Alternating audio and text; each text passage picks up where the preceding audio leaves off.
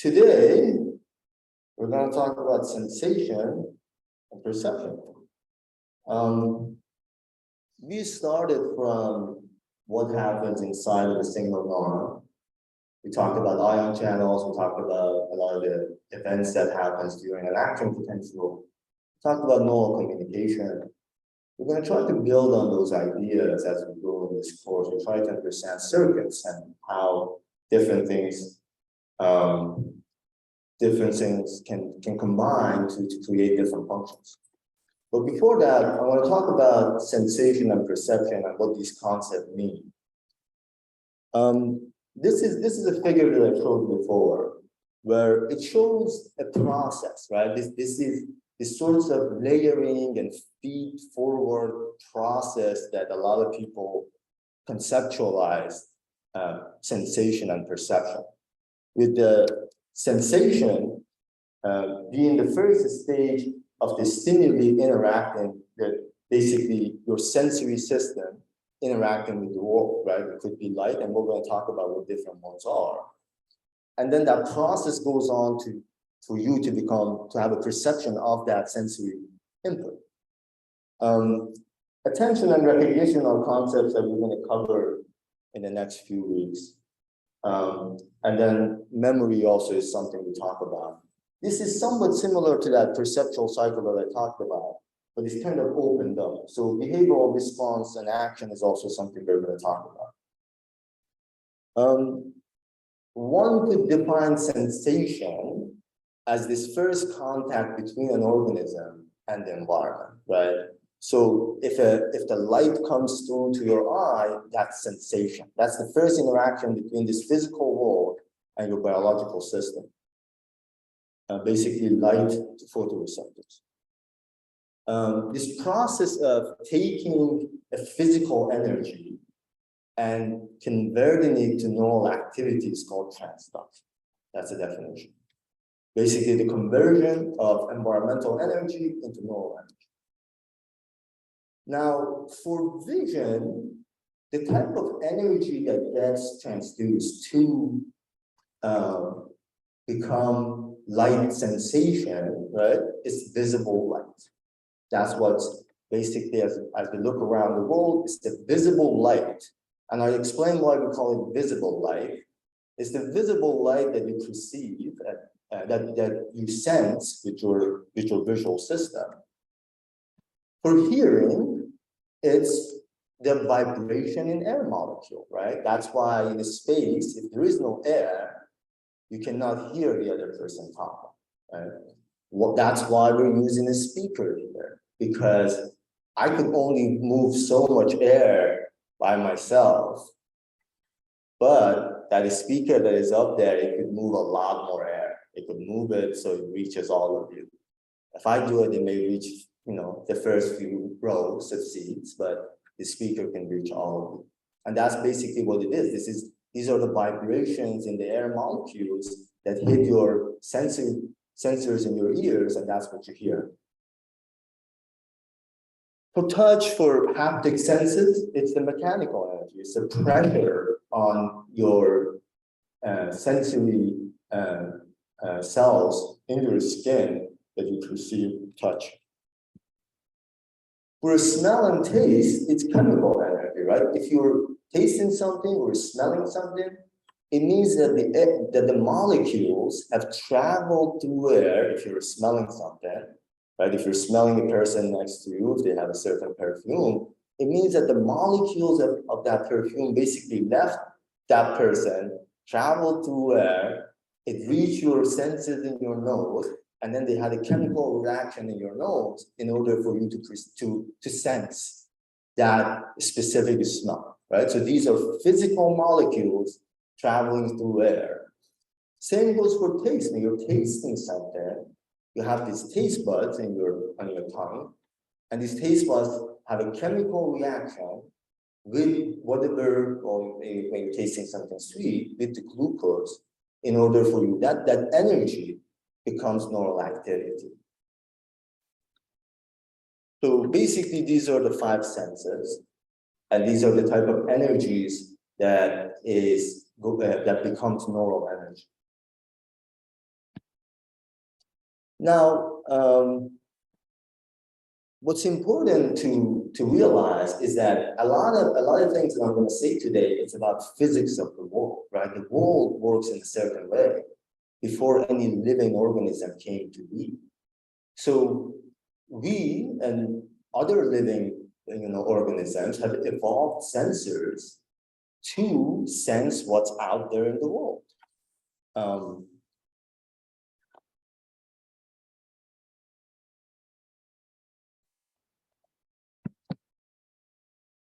So we can only perceive those forms of energy that can be transduced by our sensory system. And if you're lacking in a certain sensory system, if for some reason you cannot hear or you cannot see, if you're a blind individual, then you cannot sense that part of the world, right? If only animals that have a certain sensory apparatus can really sense certain things. So why do I call it visible light, right? Light is a spectrum.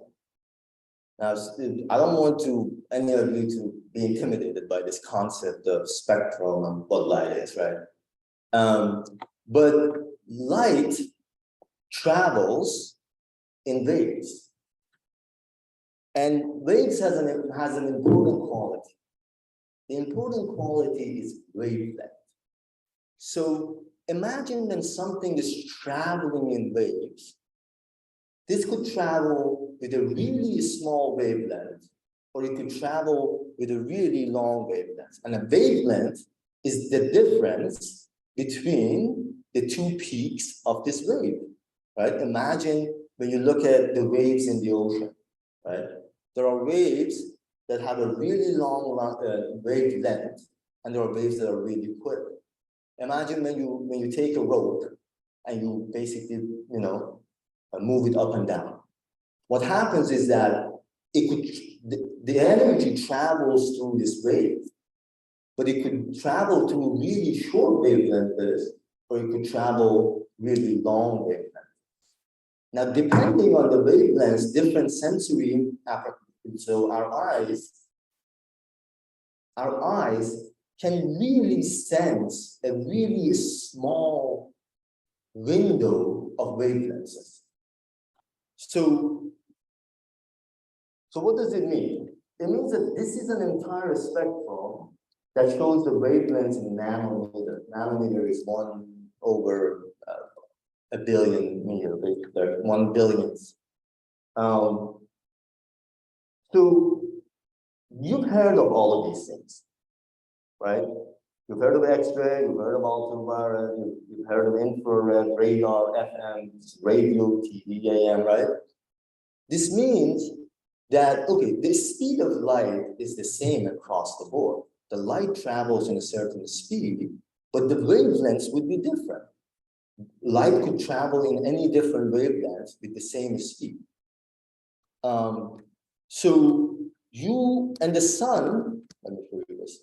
And the sun emits light basically in the entire spectrum of wavelengths, right? Now, it emits light in ultraviolet. Where have you heard that? Where have you heard about ultraviolet light? Is that? I can't hear you. What? No, that's not the black light. Somebody had said it. What was it? Sunscreen. Why do you wear sunscreen? Exactly. Well, what causes the skin cancer? The sun, but not the visible spectrum of the sun, but the ultraviolet spectrum of the sun. So when the sun emits light, a lot of these light is in the visible spectrum, but a lot of the light travels in wavelengths that are outside the visible spectrum. And those lights, some of them could be really bad for you, right? Ultraviolet light. Now again, the terminology is that people call all of this light because it is light. It's electromagnetic energy, it's light. Some of it is visible to us. Okay? So ultraviolet is is here. Why is it called ultraviolet? Yeah, because when you look at the visible length, when you look at the visible span here, which is a really small span of light, this is after the violet. Basically, it has a bigger wavelength compared to violet, which is peripheral-ish. It's not exactly peripheral, but and on this side is infrared. And why is that called infrared? Why is that called infrared? What's that? Because the wavelength, yeah. So basically, these are named based on the visible spectrum. Okay. Did I say this has a bigger? No, I correct myself. If I said this has a smaller wavelength, this side has a bigger wavelength. If I said it's called ultra basically because frequency grows. It's 1 over wavelength, so it has a higher frequency, and that's why it's called ultraviolet. Infrared. Where have you heard about infrared? What? Sun. Where else have you heard about infrared? Huh? Where? Remotes. Okay, TV remotes. What's the benefit of using ultraviolet for TV remotes? What's that? I can't hear that. Yeah, but what is the benefit of using infrared than others? Invisible, right? Because it's invisible. That's why we use all infrared cameras, because they could work in the dark, right? They don't need light to work. So again, this whole thing is a spectrum. That means that that light could be in any of these places and travel with that. A certain window of it is visible to us. Does that make sense to everyone? That the sun emits all this light with very different wavelengths, and only a small window of it is visible to us. Now, but the beauty of it is that it's a small window in the entire spectrum, but it's a big part of the sun. And why is that? Why is the visible light is such a big part of the sun's emitted light?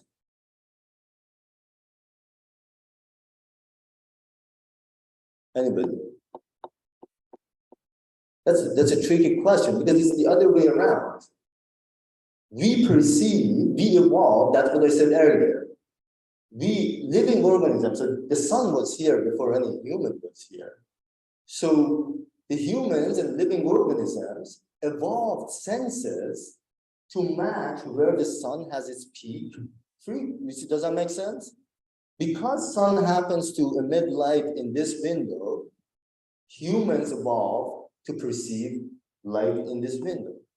Does that make sense to everyone? The directionality of this is that while there are physics of the world and living organism evolved sensory systems to be able to perceive this. Yeah. So this is the radiation intensity. And if you want to say it's the addition, is the integral of the height from this point to this point, which means that so basically it means this is 7%, 44%, or 49%. This means that 44% of the entire light that comes out of the sun is in this visible spectrum. Yeah.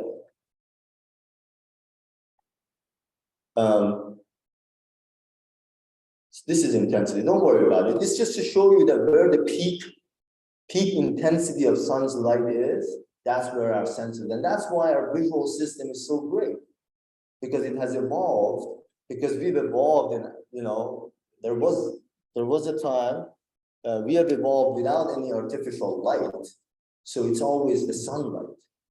So given the sunlight is mostly in this window, then we want to be able to perceive it in that window. right? Otherwise, we wouldn't be able to perceive.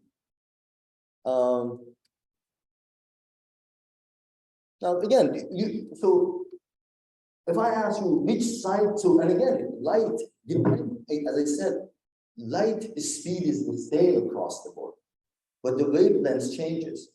And the wavelength changes the properties of light.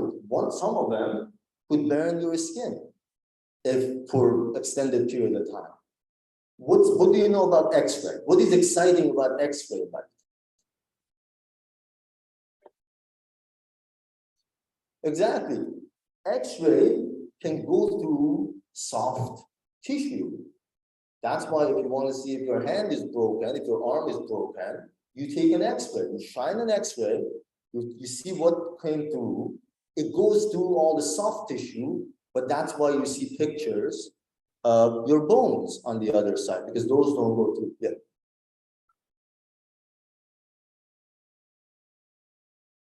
Wavelength is the same as frequency, but it's 1 over frequency, right?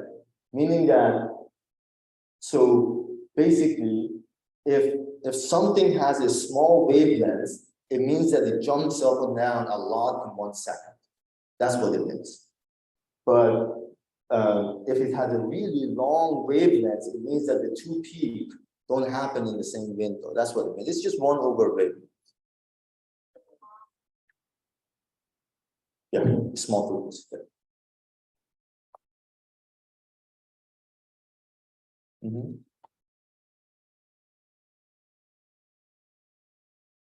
Wavelengths? It's in this window of wavelengths.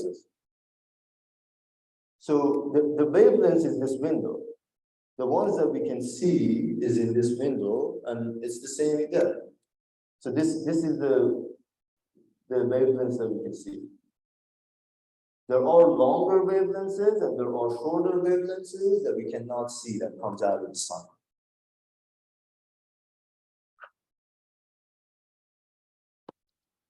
Yeah, so on this side, when the wavelength is really small, it could go through your body. But if the wavelength is long, like the radio frequency, it cannot go through your body. So this is an important property of light, the wavelength. Okay, so I know many of you don't, again, something that I'm aware of is that some of you get, scared of some of these concepts. These are basic concepts. Just know that light has a speed, but it travels a space in different wavelengths, right? So the speed of light is around what? What is the speed of light? You wanted to ask a question? Okay, ask me a question. What is that? 300? 3 times 10 to the power of 8. So that's almost what? 300 million meters per second. So that's, it gives you an intuition. If the sun goes between New York and Los Angeles, it could go back and forth 70 times in 1 second. Okay, I don't know if that helps you, but that's what it is. So it's very fast, going between New York and Los Angeles in 1 second, 70 times. So when the sun emits a light, how long does it take to get to Earth? How much? 8 minutes, around 8 minutes. So that's an interesting concept. It's not as instantaneous, right? When the sun emits something, so the waves starts there and traveling toward Earth. 8 minutes later, you see it. So when you see something, it means that you're seeing sun where it was 8 minutes ago. Does that make sense? But all of these wavelengths travel at the same speed. So when an ultraviolet light and when a visible light leave the surface of Earth, they come to leave the surface of the sun, they reach Earth at the same time, 8 minutes later. But one of them is going with longer wavelengths, one of them is going with shorter wavelengths. Yeah, I think it's easy to grasp it, but understand that it makes sense to put everything that is not visible into use, right? Because if you want to send a signal, like internet 4G stuff is out here, for example, right? Radar stuff, radio, television, these are all traveling through space, but we don't see them, right? These are all traveling. All your phones are sending signals and getting signals and all those sorts of things. I'm recording, right? But you don't see them. There is a lot of magnetic light that we don't see. But it also means that a lot, when you look at something, all right, let's say I'm outside, I'm in the sunlight, I'm looking at something and it's blue. What does it mean? I'm looking at a blue object outside in the sunlight. What does that mean?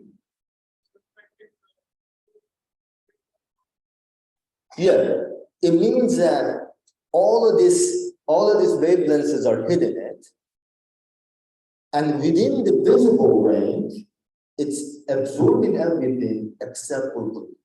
That's what it means. That doesn't mean that it absorbs everything outside of the visible range, right? It's reflecting a lot of things outside of the visible range too, but you don't see it. It's only, but inside the visible range, it's reflecting this bit of basically wavelength. It's reflecting.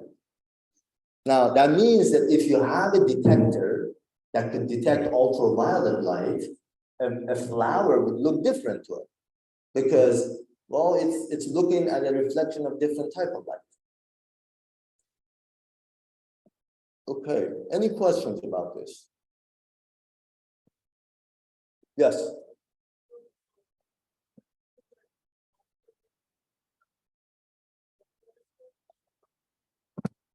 No.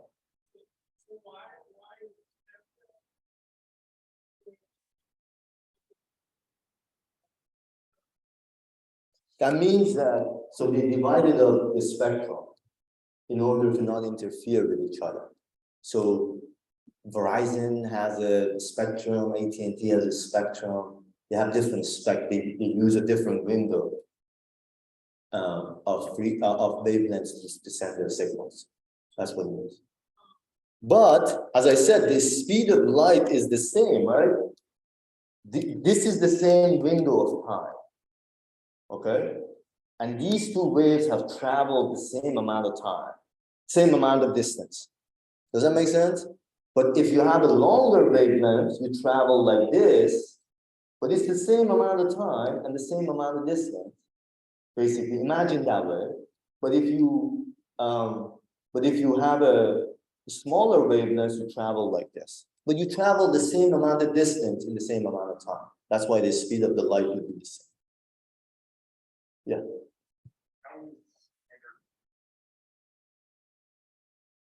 How is energy related to wavelength?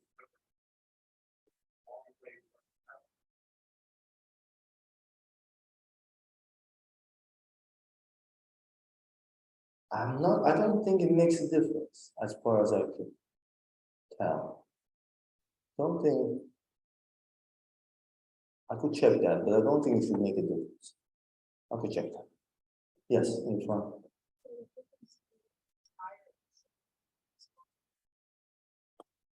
Yes. So because you can see it, right? That's what frequency is. How many peaks do you have in a small, in the same amount of time? So visibly it makes sense. Okay, that's light. And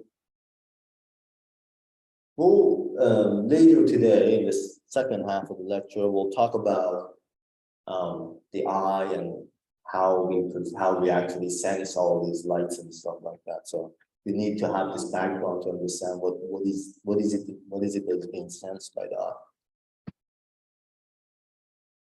Okay, so as I said, one could define sensation to certain degrees.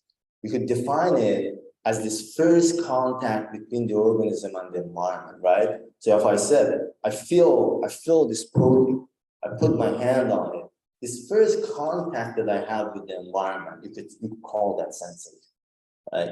The first moment that light hits my eye, the first moment that when you ask a question, when your voice the energy of this air molecule hits my earlobe. You could say that's sensation. That's the first moment. And again, when we talk about the spectrum, you probably know sound has. We're not going to have time to get into hearing and sounds and those kind of things, but the sound has similar spectrum, right? That there is a small window, the same thing. It's wavelength. There's a small window of wavelength that you could actually perceive, which is the perceivable sounds. Some of you, you're in New York City, you know some of the uses of sound outside of that perceivable frequency. Yeah. Yeah. So some buildings use these generators that generate sound outside of your hearing frequency. And supposedly rats or mice can hear them because they have different, sensory system than we do. So they have a different range. I had a friend who swore that she could also hear them, right? Like some people are like, I swear to you, I hear this, like screaming sound in distance. You perceive it in a strange way, but some people can sense part of it. All right, but it has a very similar physics. There is a visible range. There's a range that is perceptible by our ears, and outside of that, it's not really perceptible. So that's why people could use outside that range for other purposes. All right, so perception is harder to define, right? So, and you'll see this. I mean, cognition is even harder to define than perception. These are a concept that one could easily define. But here's an attempt. Our conscious experience of objects and object relationships, individuals' personal theory of reality. These are not great tries, but this is what it is. It's harder to define, but sensation is easier to define. You say, okay, there is a physical world, there is an organism. Where is it that this organism touches the physical world, right? Where is it that you become aware of your environment? What are the energies that you could actually absorb from your environment, right?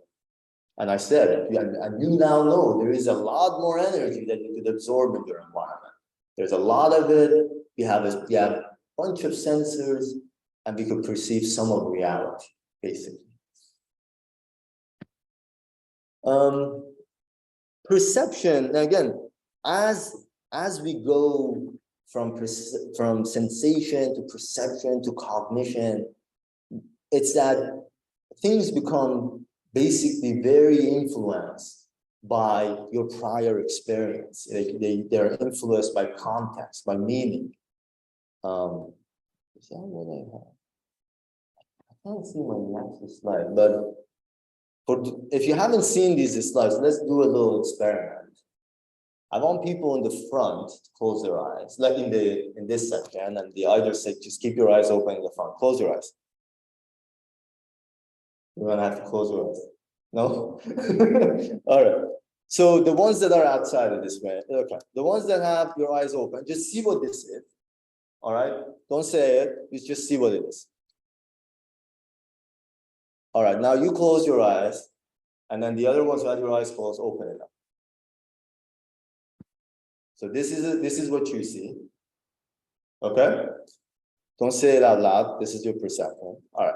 Now everyone open their eyes. So I want you, as soon as I flash an object, I want you to say out loud what it is. All right, let's do it. 1, 2, 3. Okay, so what some of you said what? Face. Some of you said mouse, right? It's a simple experiment. So some of you were shown the image above, and then you go there, and then you see a mouse. Some of you were shown the image below, and then you go there and see a face, right? It's very easy to fool people, right? It's not like you could just cue them the right way, they would perceive the different way.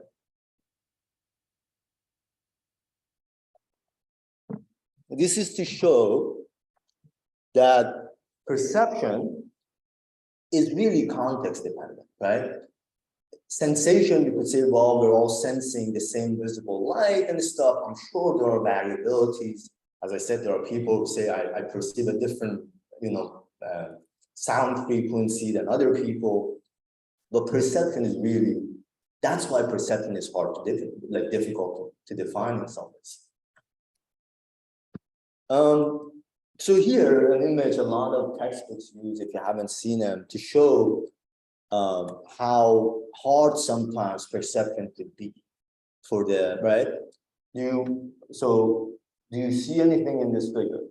For those of you who haven't seen this before, who hasn't seen this before?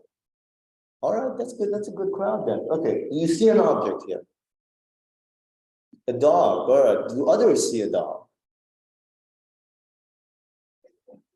Where is the dog? Okay. Are there people who don't see a dog yet? Okay, there are a lot of you who don't see a dog. So what if I cue you, look in this box? Look in this box. You see a dog now. Who doesn't see a dog yet? Okay, well, that's a big crowd. So here's the head facing away from you and eating something off the ground. Front legs, back legs. Do you see it now? So this is it's a Dalmatian, it's a black and white dog. This is the left ear, and this is the face looking down. Is there anyone who doesn't see it yet? Oh, so a couple of you, this would be dog's butt right here, and it would be the head here. But pay attention to it. But what happened the moment you saw it? What was the feeling? For those of you who hadn't seen this, yeah. There is an aha moment that you go from sensation to perception, right? There is, and this is when we get to attention, you see this more. When we talk about, okay, we're all sensing the same thing, but suddenly the same sensory input gives you an aha moment. You're like, oh, I see it now, right? There's this. So you see the difference between sensation and perception, right? There is this gap, perceptual gap that you have to jump through, and it's a lot of time it's sudden. It goes from not anything to like a light going on in your head.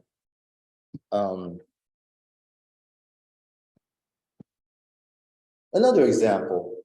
What do you see here? Come force or no? Right? So this is an interesting concept. This is called bistable perception.